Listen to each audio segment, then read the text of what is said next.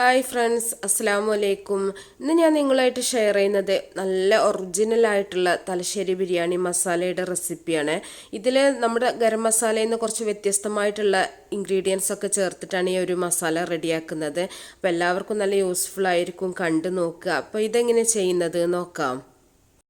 ആദ്യം തന്നെ ഒരു ചട്ടി എടുത്തിട്ട് ഞാൻ അതിലേക്ക് 1 ടേബിൾ സ്പൂൺ വലിയ ജീരകം ഇട്ട് കൊടുക്കുന്നുണ്ട്. വലിയ ജീരകം എന്ന് പറഞ്ഞാൽ പെരുംജീരകമാണ്. അപ്പോൾ ഇതൊരു 2 കിലോ ബിരിയാണിക്കുള്ള അളവുകളാണ് ഞാനിപ്പോൾ കാണിക്കുന്നത്. ഇനി ഇതിലേക്കൊരു 4 കഷ്ണം പട്ട. 4 കഷ്ണം പട്ട പറഞ്ഞാൽ ചെറിയ കഷ്ണമാണ്. വലിയ സ്റ്റിക്കാണെന്നുണ്ടെങ്കിൽ ഒരു 1.5 സ്റ്റിക്ക് എടുത്താൽ മതി. ഇനി ഇതിലേക്ക് 6 ഗ്രാമ്പുമാണ് ഇട്ട് കൊടുക്കുന്നത്. ഒന്നിൻ്റെ അളവ് കൂടരുത്. ഇതിലേക്ക് 1 ടേബിൾ സ്പൂൺ നിറച്ചെടുത്തിട്ടില്ല, കുരുമുളകാണ്. അത് കുരുമുളക് നിങ്ങൾക്ക് പൊടി വേണമെങ്കിലും ചേർത്ത് കൊടുക്കുക. ഒരു 6 ഏലക്കായും കൂടെ ഇട്ട് കൊടുക്കുന്നുണ്ട്. ഇനി ഇത് നമ്മുടെ തക്കോലാണ്, സ്റ്റാറനൈസ് എന്ന് പറയും. ഇതിൻ്റെ ഒരു പകുതി നമുക്ക് ഇതിലേക്ക് ഇട്ട് കൊടുക്കുക. ഇത് മുഴുവനായിട്ട് ഇട്ട് കൊടുക്കരുത്, അപ്പോൾ ഇതിൻ്റെ ആ ഒരു ഫ്ലേവർ കൂടി പോകും കേട്ടോ. ഇനി ഇതിലേക്ക് ജാതിപത്രിയാണ്. ഇതൊരു 3 കഷ്ണം ഇട്ട് കൊടുത്തിട്ടുണ്ട്. ഇനി ഒരു ജാതിക്കൻ്റെ ഒരു 1/4 ഭാഗം നമുക്കൊന്ന് പൊട്ടിച്ചിട്ട് അതും കൂടെ ഇട്ട് കൊടുക്കാം. ഇനി ഇതിലേക്ക് ഷാജീരകമാണ്. ഷാഹി ജീരകം, സാജീരകം എന്നൊക്കെ പറയും. കണ്ടാൽ നമ്മുടെ ചെറിയ ജീരകം പോലെ ഇരിക്കും.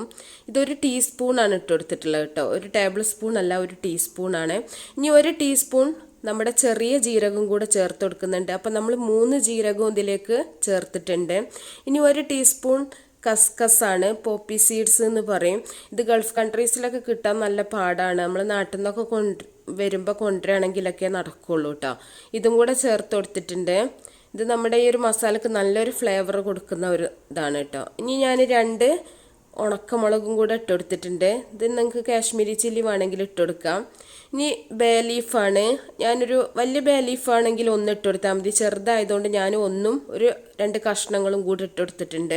ഇത് നമുക്ക് ചെറിയ തീയിലിട്ടിട്ട് നന്നായിട്ടൊന്ന് ചൂടാക്കി എടുക്കണം. ഒരുപാട് കളർ മാറുന്നവരെ നമ്മൾ വറുത്തെടുക്കരുത്. ചെറുതായിട്ടൊന്ന് ആ ഒരു സ്മെല്ല് വരും. നമ്മൾ ആ ഒരു സമയത്ത് തീ ഓഫ് ചെയ്താൽ മതി. ചെറുതായിട്ടൊന്ന് ചൂടാക്കി എടുക്കുക. അപ്പോൾ നിങ്ങൾക്ക് കാണുന്നുണ്ടാവും ഒരുപാട് കളർ ചേഞ്ച് ആയിട്ടില്ല. അപ്പോൾ ഞാൻ തീ ഓഫ് ചെയ്തിട്ടുണ്ട്. ഇപ്പോൾ ഇരുമ്പ് ചട്ടി ആയതുകൊണ്ട് തന്നെ ചട്ടിയിൽ ഇരുന്നിട്ട് ഒന്നും കൂടെ ഒന്ന് ഫ്രൈ ആവും കേട്ടോ.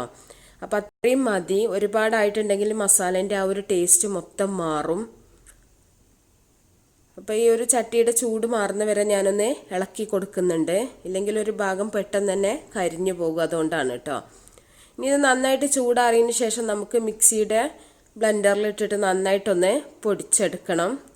അപ്പോൾ ഞാനിപ്പോൾ 2 കിലോ ബിരിയാണിക്കുള്ള അളവുകളാണ് കാണിച്ചിട്ടുള്ളത്. ഒരുപാട് നിങ്ങൾ ഉണ്ടാക്കി വെക്കരുത്, അതിൻ്റെ ആ ഒരു മണം മൊത്തം പോകും കേട്ടോ.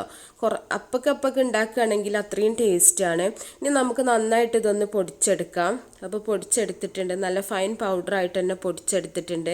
അപ്പോൾ നല്ലൊരു സ്മെല്ലാണ്, നമ്മുടെ ബിരിയാണിക്ക് നല്ലൊരു ടേസ്റ്റ് കൊടുക്കുന്ന നല്ലൊരു മസാലയാണ്. അപ്പോൾ നിങ്ങളെല്ലാവരും ഉണ്ടാക്കി നോക്കുക. ഞാനിതിൻ്റെ അളവുകളൊക്കെ ഡിസ്ക്രിപ്ഷനിൽ കൊടുക്കാം. എന്നിട്ട് അഭിപ്രായങ്ങളൊക്കെ അറിയിക്കുക. അപ്പോൾ നല്ല നല്ല റെസിപ്പികളൊക്കെ ആയിട്ട് ഇൻഷാ അല്ലാഹ് നമുക്ക് അടുത്തൊരു വീഡിയോയിൽ കാണാം.